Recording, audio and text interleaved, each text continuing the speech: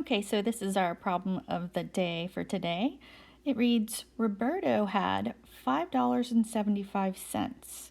He spent $2.06 for a book. How much money does Roberto have left?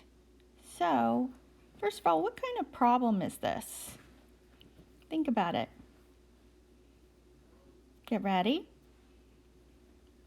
Yes, it is a sum went away problem. So we know we are going to be subtracting.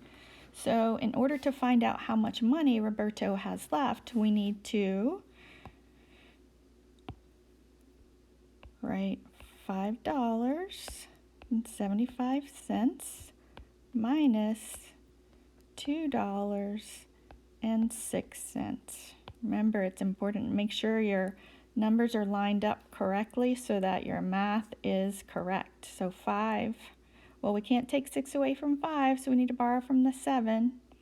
7 becomes a 6, and we bring our 10 over to the 5. So 15 minus 6 equals, get ready, 9. So now we have a 6 minus 0, which would be 6. Let's bring our decimal point down. 5 minus 2 equals 3. So Roberto has $3.69 left.